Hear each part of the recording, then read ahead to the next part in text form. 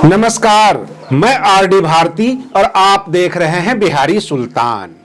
आज 1 मार्च 2025 है और आज बिहार के मुख्यमंत्री नीतीश कुमार जी का जन्मदिन है।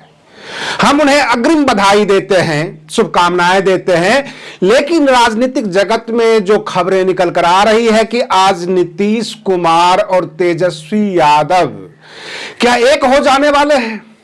बीजेपी टेंशन में है और बाकी जो भी लोग हैं काफी टेंशन में हैं कि नीतीश कुमार और तेजस्वी यादव एक हो गए तो जो कांग्रेस ने तुरुप का इक्का चला है कि हम सामने करेंगे डॉक्टर कन्हैया कुमार, 243 सीट पर चुनाव लड़ेंगे तो लड़ लीजिए, क्योंकि नीतीश और तेजस्वी एक होने वाले हैं। दो युवा चेहरा, निशांत कुमार, तेजस्वी यादव, ये दो युवा चेहरा होंगे। इनका अपना एक जातिगत समीकरण होगा।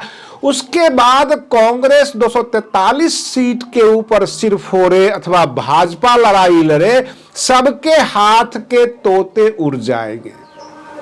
प्रश्न यह उठता है कि सियासत में मोहब्बत है अथवा मोहब्बत में सियासत है, क्योंकि आज जन्मदिन के बहाने राजद के विधायक और राजद के करीब करीब सभी विधायक सदस्य जो भी हैं वह नीतीश कुमार जी को शुभकामनाएं देने जाएंगे और शुभकामनाएं देते देते खुद की शुभकामनाएं कर लेंगे। यह भी तैयारी है। पटना की सड़कों पर मीडिया के बंदे दौड़ रहे हैं, कहीं से कोई खबर मिले और कहीं सरकार पलट न जाए। मैं आपको बता दूं कि कई दिनों से ये खबरें चल रही थी कि जदयू खत्म, भाजपा खा गई जदयू को। जब 7 मंत्री बनाए गए तो बिहार में 22 मंत्री हो गए भाजपा के और 13 जदयू के। कयास यह भी लगाए जा रहे हैं कि जदयू के जो मंत्री हैं वो तो बने रहेंगे और 22 के 22 मंत्री आज बर्खास्त भी हो सकते हैं। उधर प्रधानमंत्री नरेंद्र मोदी जी के ऊपर जो टीका टिप्पणी चल रही है कि जब वो भागलपुर आए तो कहते हैं कि 365 दिन में मैं 300 दिन मखाना खाता हूं। पहले वो मशरूम खाया करते थे, अब वो मखाना खाते हैं। अब उन्हें भोजपुरी भाषा का भी अच्छा ज्ञान हो जाएगा। जितने भी भोजपुरी और बिहार से बड़े बड़े महापुरुष हुए हैं, तमाम महापुरुषों को याद आएगी। भोजपुरी में वो भाषण देंगे, अभिवादन करेंगे। कहने का मतलब यह है कि अब इस देश की जनता समझने लग गई है कि दिल्ली में जो मामला उठा है, जो दिल्ली की मुख्यमंत्री है रेखा गुप्ता, जब उन्होंने स्टेटमेंट दे दिया कि खजाना खाली है और 2500 रुपये जो महिलाओं को मिलना था 8 मार्च को, जब उसके ऊपर आफत आ गई है तो क्या बिहार की जनता भरोसा करेगी? अगर प्रधानमंत्री जी कोई भाषण में गारंटी भी देते हैं तो ये मोदी की गारंटी अथवा मोदी का जुमला जनता क्या समझेगी? और नीतीश कुमार तेजस्वी यादव का जब जातिगत समीकरण इकट्ठा हो जाएगा, ये सब के सब एक हो जाएंगे, तो ना भाजपा का कुछ चलने वाला है ना कांग्रेस का। हाँ, ये जरूर है कि SC ST को साधने के लिए अगर ये बहुजन समाज पार्टी को साथ कर लेते हैं तो इनके समीकरण में चार चांद लग जाएंगे। कहने का मतलब मेरा यह है कि बिहार के अंदर जो आगामी विधानसभा चुनाव है, बिहार विधानसभा चुनाव, उसकी तैयारी में करीब करीब सभी दल लग गए हैं। रही बात ये कि बहुजन समाज पार्टी का विरोध करने के लिए कोई दूसरा दलित चेहरा भी नहीं है। चिराग पासवान के पास अगर 5 सांसद हैं तो उनका भी एक संसदीय क्षेत्र और एक विधानसभा क्षेत्र सीमित दायरे में आता है। जीतन राम मांझी जो है दलित और महादलित का जुटान गांधी मैदान में किया था, तो ये उसका साफ संदेश उनका था जीतन राम मांझी का कि देखिए हमारे पीछे कितने लोग हैं। और नीतीश कुमार ने उन पर पानी फेर दी कि भाषण ही नहीं दिया, 2-3 सेकंड में वहां से निकल लिए।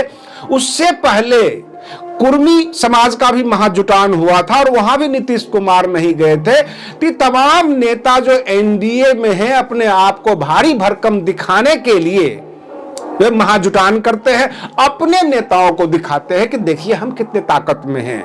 लेकिन यह बात भी सच है कि अगर नीतीश कुमार और तेजस्वी यादव इकट्ठा हो जाते हैं, और रही बात यह कि जब नीतीश कुमार के ऊपर हमले हुए हैं कि वो मानसिक रोगी हैं, वो बुजुर्ग हो गए हैं, तो नीतीश कुमार ने एक तोड़ निकाल लिया अपने बेटे को निशांत कुमार को आगे करके। निशांत कुमार बड़े भाई की भूमिका में आ गए हैं, क्योंकि तेजस्वी यादव से वो उम्र में भी बड़े हैं, बड़े शांत स्वभाव के हैं, और कैमरा के सामने जब वो आए तो लालू प्रसाद यादव जी को बड़ी तहजीब से, बड़ी शालीनता से उनके बारे में कहा वो हमारे अंकल हैं, उनसे बहुत कुछ सीखना है।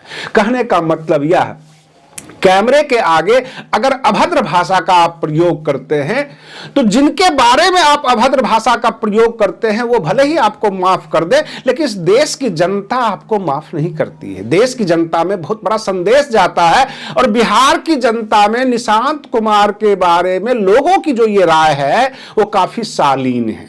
ये तो और है कि राजनीति के मामले में उन्हें कहा जाता है कोरा कागज, क्योंकि राजनीति में कभी वो एक्टिव नहीं रहे। लेकिन तेजस्वी यादव और निशांत कुमार अगर चेहरा बनते हैं, जो राजद है और जदयू दोनों दल के कार्यकर्ता इकट्ठा होकर अगर चुनाव लड़ते हैं, तो भाजपा और कांग्रेस कहीं से भी नहीं टिकती। रही बात ये कि जो ओवैसी जी का है कि सीमांचल में उन्होंने 5-7 सीटें 2020 में काट लिया था, नुकसान पहुंचाया था, इसकी भी चिंता नहीं रह जाएगी, क्योंकि ये बहुत बड़ी गठबंधन होगी। और आज 1 मार्च है, आज नीतीश कुमार का जन्मदिन है, कयास लगाए जा रहे हैं, लोगों को बस यह कान सुनने के लिए तरस रहे हैं कि उधर से आवाज आ जाए कि मामला पलट गया।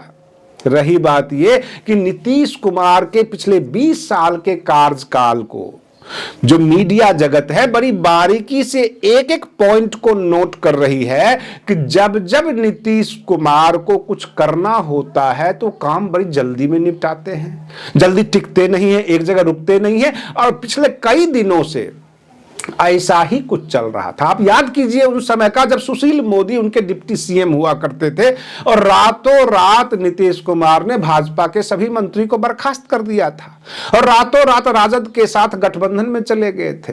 तो इस तरह का खेल वो कई बार कर चुके हैं। अब पुत्र को लाए हैं, और पुत्र के लिए तो पहली पलटी होगी, क्योंकि किसी न किसी तरह से वो चाहते हैं स्थापित कर दें। देखना यह है कि दोनों दल अगर चुनाव मिलकर लड़ते हैं और दोनों दल में सबसे ज्यादा विधायकों की संख्या किसकी निकल कर आती है, नीतीश कुमार की अथवा आरजेडी की। अगर नीतीश कुमार की ज्यादा निकल कर आई तो फिर तो निशांत कुमार का मुख्यमंत्री बनना तय हो जाएगा। अगर राजद की आएगी तो यह कहा जा सकता है कि तेजस्वी यादव अनुभवी भी हैं, डिप्टी सीएम भी रह चुके हैं, और विधायकों की संख्या भी ज्यादा है, तो उन्हें मुख्यमंत्री बनाया जाए। और इसी तरह का माहौल अभी पटना में चल रहा है। शाम तक क्या रिजल्ट निकल कर आती है वो तमाम चीजों को लेकर हम प्रस्तुत फिर से होंगे। आप बने रहिए बिहारी सुल्तान चैनल पर। हम फिर मिलते हैं अगले वीडियो में, तब तक के लिए धन्यवाद।